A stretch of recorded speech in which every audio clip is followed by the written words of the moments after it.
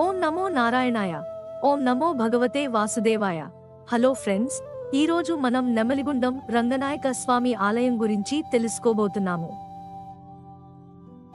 ఈ నెమలిగుండ్ల రంగనాయక స్వామి ఆలయం ఆంధ్రప్రదేశ్ రాష్ట్రంలో ప్రకాశం జిల్లాలోని నల్లమల అటవీ ప్రాంతంలో గిద్దలూరుకి 23 కిలోమీటర్ల దూరంలో ఉన్నది. మరియు కంభం బెస్తవారిపేట పట్టణాలకు 35 కిలోమీటర్ల దూరంలో ప్రశాంతమైన వాతావరణంలో ఉన్నది. జల్లివాని పుల్లల చెరువుకు పడమటి దిక్కున 6 కిలోమీటర్ల దూరంలో ఉన్న నల్లమల అటవీ ప్రాంతంలో ఈ నెమలిగుండ్ల రంగనాయక స్వామి దేవాలయం ఉంది. ఇక్కడికి కార్లలో మరియు బైకులపై వెళ్ళుటకు వీలుగా రోడ్ మార్గములు కలవు. నెమలిగుండం వెళ్లాలంటే గిద్దలూరు, మార్కాపురం, నంద్యాల ప్రాంతాల నుండి ప్రతి శనివారాలలో బస్సులు ఉంటాయి, కానీ చాలా తక్కువగా నడుస్తాయి. అయితే గిద్దలూరు నుండి ప్రైవేట్ ఆటోలు ఉంటాయి. ప్రయాణ సమయం గంట లేదా గంటన్నర. ఈ గుడికి సమీపంలోని రైల్వే స్టేషన్ గిద్దలూరులో కలదు. ఈ రంగనాయక స్వామి గుడికి చేరుకునే మార్గం ఆంధ్రప్రదేశ్ అటవీ శాఖ వారి గిద్దలూరు డివిజన్ తురిమెళ్ల రేంజిలో ఉంటుంది. ఆలయాన్ని ప్రతి శనివారం మాత్రమే తెరుస్తారు. సాయంత్రం 6 అయిందంటే ఇక్కడికి ఎవరినీ అనుమతించరు.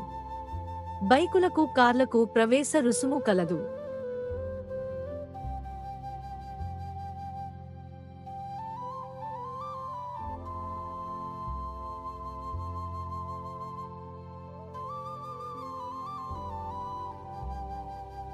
భక్తులు మొదట లక్ష్మమ్మ పేట చేరుకుంటారు.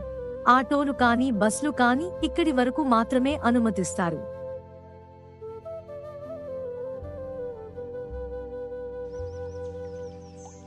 పక్కనే ఉన్న కొండగుహలో అమ్మవారు ఉంటారు.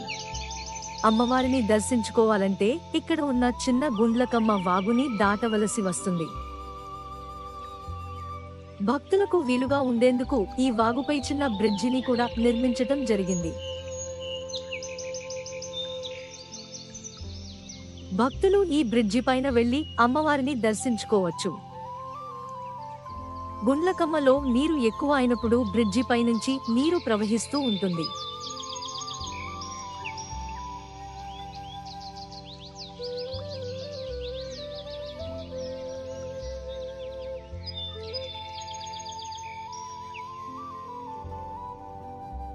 ఇక్కడే మేదర అన్న సత్రము, ఆర్య వైశ్య అన్న సత్రము, యాదవ అన్న సత్రము, కాసినాయన రెడ్ల అన్నదాన సత్రములు కలవు.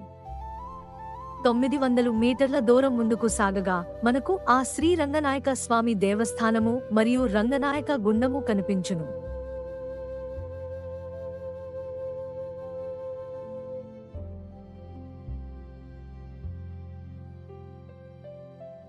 గుండ్లకమ్మ గుండ్ల బ్రహ్మేశ్వరం వద్ద ఆవిర్భవించి నల్లమల్ల గిరులలో సుడులు తిరిగి ఉత్తర దిక్కున 2 కొండలు మధ్య జాలువారి నెమిలిగుండంలోకి చేరుతుంది. నెమలిగుండాన్ని గుండ్లకమ్మ జన్మస్థానం అని అంటారు.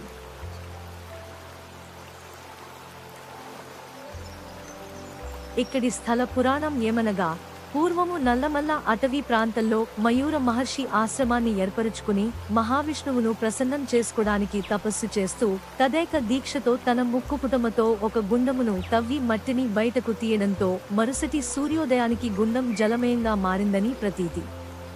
నెమలి ముఖ ఆకారంతో ఉన్న మహర్షిచే నిర్మితమైనందు వలన నెమిలిగుండం అనే పేరు సార్థకమైనది.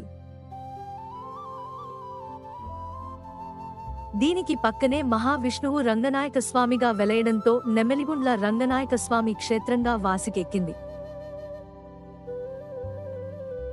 ఏడాది పొడవునా ఈ జలపాతం జాలువారుతూనే ఉంటుంది. ఎత్తైన కొండలు, జాలువారే జలపాతం, ప్రకృతి సౌందర్యం అద్భుతంగా ఉంటుంది. రంగనాయక స్వామి చరిత్ర ఏమనగా, నల్లమల్ల కొండలలో ఇసుకగుండమను చోట చెంచు జాతికి చెందిన భయన్న, బయ్యక్క దంపతులుండేవారు.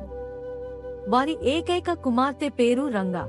పెళ్లిడుకొచ్చిన రంగ తన కులాచారాన్ని ధిక్కరించి కుల పెద్దలతో విభేదించి మహావిష్ణువును పెళ్లాడాలని తలంపుతో చెంచుగూడెం వదిలి నెమిలిగుండం చేరుకుని తపమాచరిస్తున్న మయూర మహర్షికి తన మనోగతాన్ని వెల్లడి చేసింది.